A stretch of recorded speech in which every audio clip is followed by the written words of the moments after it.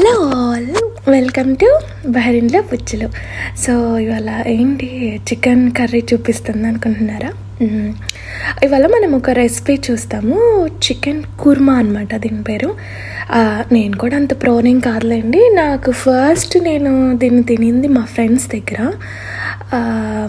అక్కడి నుంచి అది తిని నేర్చుకొని కొద్దిగా మోడిఫికేషన్స్, అంటే ఇది కొంచెము మైల్డ్గా ఉండే కర్రీ, బట్ దాంట్లో మనం కొంచెం స్పైసెస్నెస్ అడ్జస్ట్ చేసుకొని మనం తినేలాగా తెచ్చేసుకున్నాను నేను. ఫస్ట్ ఇందులో మనం ఒక పేస్ట్ అనేది తయారు చేసుకోవాలి. దీనికి మనము పీనట్స్, శనక్కాయ గుళ్ళు, అట్లాగే నేను ఇందులో ఒక 10 బాదం పప్పులు, అలాగే జీడిపప్పులు ఒక 5-6 అట్లా తీసుకున్నాను. సో వీటిని బాగా మనం డ్రై రోస్ట్ చేసుకోవాలి ఫస్ట్. దీంట్లోనే చెక్క, లవంగాలు, షాహీ జీరా అంటారు కదా, సో అది వేసుకోవాలన్నమాట. జీలకర్ర కాదు, షాహీ జీరా. నేను ఇది ఒక 2 సబ్స్క్రైబర్స్కి చెప్తున్నాను, నేను వాళ్ళిద్దరు ఎవరో తెలుస్తుంది. సో షాహీ జీరా వేసుకోవాలి. దీన్ని బాగా రోస్ట్ చేసుకోవాలన్నమాట. యాలకలు యాక్చువల్గా ఈ అథెంటిక్ రెసిపీలో యాలకలు నేను ఎక్కడా చూడలేదు, బట్ నాకెందుకు అది వేసుకుంటే ఫ్లేవర్ ఇంకొంచెం ఎన్హాన్స్ అయినట్టు అనిపించింది, అందుకని నేను వేసాను. బట్ మీ విష్, వేసుకుంటే వేసుకోవచ్చు, లేకపోతే లేదు. అండ్ ఇందులో ఎండు కొబ్బరి వేసుకోవాలి. నా దగ్గర ఎండు కొబ్బరి పొడి ఉంది కాబట్టి నేను లాస్ట్లో దించేసే ముందు వేసుకున్నాను. ఒకవేళ మీ దగ్గర ఎండు కొబ్బరి ముక్కలు ఉన్నట్టయితే మాత్రం ఇవి శనక్కాయల్లో వేపుతున్నాం కదా పీనట్స్, అవి వేసినప్పుడే వేయండి, ఎందుకంటే కొంచెం ఏగాలి కాబట్టి. నా దగ్గర పౌడర్ ఉంది కాబట్టి నేను లాస్ట్లో వేసుకున్నాను. సో ఇదంతా మనం ఒక ప్లేట్లోకి తీసుకొని బాగా చల్లార్చుకోవాలి. మరి ఎక్కువ మాడిపోనియద్దు, అసలు కూర టేస్ట్ అంతా పాడైపోతుంది. సో ఇదే ప్యాన్లో మనం ఇంకొంచెం ఆయిల్ వేసుకొని, సో నాన్ వెజ్ కర్రీస్ కాబట్టి ఆయిల్ ఎక్కువగానే పడుతుంది, తప్పదు. సో ఇదే ఆయిల్లో నేను ఇట్లా పొటాటోస్ని ఇంత పెద్ద పెద్ద డైస్డ్ ముక్కలుగా చేశానండి. వాటిని మనం హై ఫ్లేమ్లో పెట్టుకొని గోల్డెన్ బ్రౌన్ వచ్చేంత వరకు ఫ్రై చేసుకోవాలి. సిమ్లో అస్సలే పెట్టద్దు. ముక్క అనేది మనకి జస్ట్ కలర్ మారాలి, కానీ అది ఏగకూడదు, ఉడకకూడదు, గట్టిగానే ఉండాలి, బట్ కలర్ మారాలి అంతే. ఎందుకంటే మనము వాటర్లో చికెన్ కర్రీలో వేసినప్పుడు వాటర్ వేస్తాం కదా, అందులో ఉడికిపోతుంది. సో మళ్ళీ ఇప్పుడు ఉడికించి అప్పుడు ఉడికితే ఇంకా బంగాళదుంప పేస్ట్ అయిపోతుంది.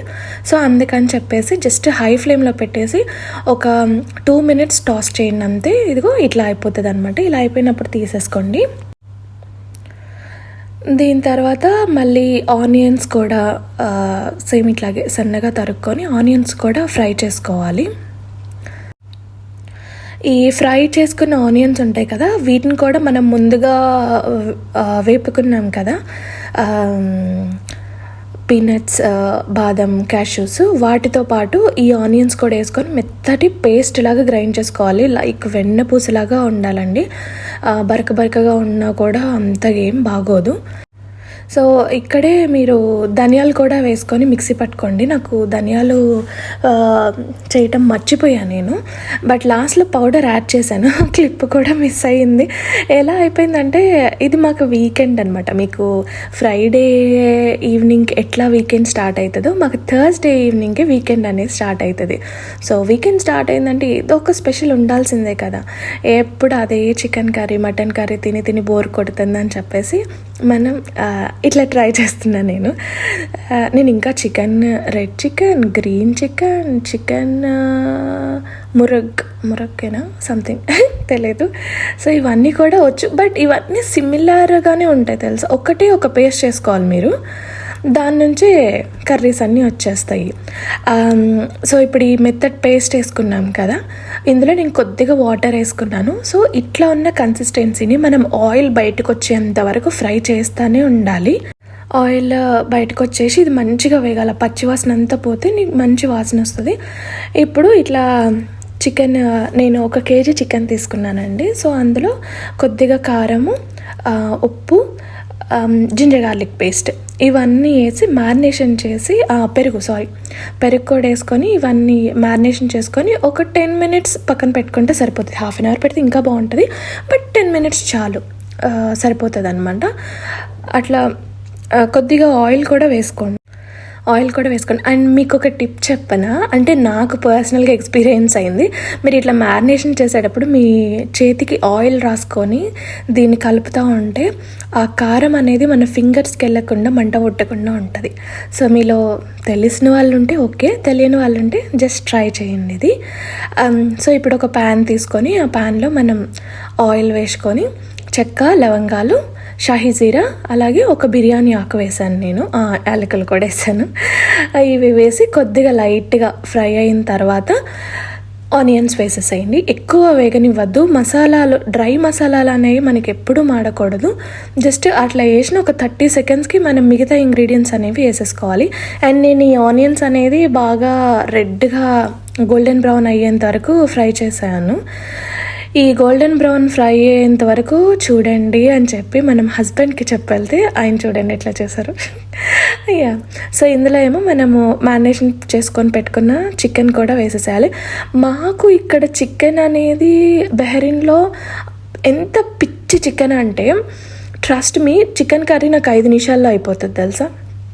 అంత ఏమంటారు, అలా పొయ్యి మీదే కానీ ఇలా ఉడికిపోతుంది, అసలు టేస్ట్ ఉండదు, ఏమీ ఉండదు. కానీ ఇంకేంటో తప్పదుగా. అందుకే నేను నా ఛానల్ ఎక్కువ నాటుకోడి. సో ఎప్పుడన్నా ఒకసారి ఇంకా అలా ఆ నాటుకోడి తింటేనే చికెన్ అన్న ఫీలింగ్ వస్తుంది. మిగతా ఇక్కడ దొరికే చికెన్లు అయితే అస్సలకే నచ్చవు నాకు. కూర కూడా అయిపోతుంది తెలుసా. ఇప్పుడు నేను ఈ మసాలా ప్రిపరేషన్కి నాకు ఎక్కువ టైం పట్టింది, కానీ వన్స్ ఒక్కసారి ప్యాన్లోకి వేసానో తెలుసా, హార్డ్లీ 6-7 మినిట్స్ అంతే అయిపోయింది నాకు కూర, and that's it, done. So yeah, ఈ మసాలా పేస్ట్ని మనము ఫ్రై చేసుకున్నామన్నాం కదా, అది కూడా యాడ్ చేసుకున్నాను. ఇప్పుడే మీరు ఉప్పు, కారం అన్నీ అడ్జస్ట్ చేసుకోండి మీకు సరిపోయినట్టు. అండ్ వాటర్ ఏమో బాయిల్డ్ వాటర్, మనందరికీ తెలిసిందే, ఎప్పుడైనా సరే మీట్లోకి బాయిల్డ్ వాటరే వేయాలి. సో ఈ బాయిల్డ్ వాటర్ వేసిన తర్వాత నేను ఒకసారి చెక్ చేసుకున్నాను. అండ్ లాస్ట్లో స్టవ్ ఆపేసిన తర్వాత లెమన్ యాడ్ చేసుకోండి, ఒక ఫుల్ లెమన్, ఏం పర్వాలేదు, ఒక ఫుల్ లెమన్ యాడ్ చేసుకోండి.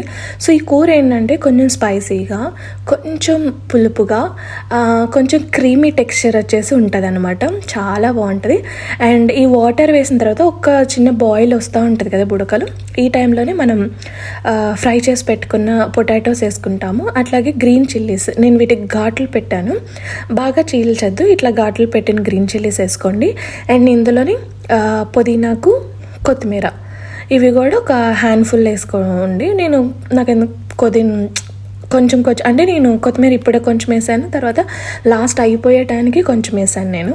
మీరు నమ్మరు, ఇట్లా నేను చికెన్ పొయ్యి మీద వేసినాక ఎంత ఫాస్ట్గా ఉడికేసిందంటే, అరే మనకి ముక్క లోపల నేను పొటాటోస్ బాయిల్ అయినాయా లేదా అని ఆలోచిస్తున్నాలే కానీ ముక్క ఉడికిందా లేదా అని ఆలోచించట్లేదు. అంటే అంత క్విక్గా అయిపోతుంది అసలు.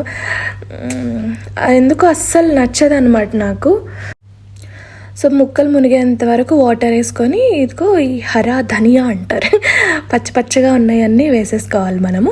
అండ్ అంతే, లాస్ట్ ఆల్మోస్ట్ మీకు ముక్క ఉడికిందని మీకు తెలిసింది కదా. అండ్ మోర్ ఓవర్ మన అథెంటిక్ వే ఉంటుంది కదా, ఆయిల్ అనేది ఇట్లా కూర నుంచి సపరేట్ అయిపోతుంది. And that's it, we're done. So దీన్ని మీరు చపాతీ, నాన్స్, బగారా రైస్, వైట్ రైస్లోకి అస్సలు బాగోదు, నేను ముందే చెప్తున్నాను. సో బగారా రైస్ సింపుల్గా మనం చేసుకుంటాం కదా, అలా చేసుకొని తినండి, ఎంత ఎమ్మీ ఉంటుంది అంటే you will thank me later. And thank you so much నా వీడియోని చివరి దాకా చూసినందుకు. అండ్ మీరు కూడా ఈ రెసిపీని ట్రై చేసి ఎలా ఉందో నాకు కమెంట్లో తెలియచేయండి. Thank you so much for watching till the end. Take care, bye.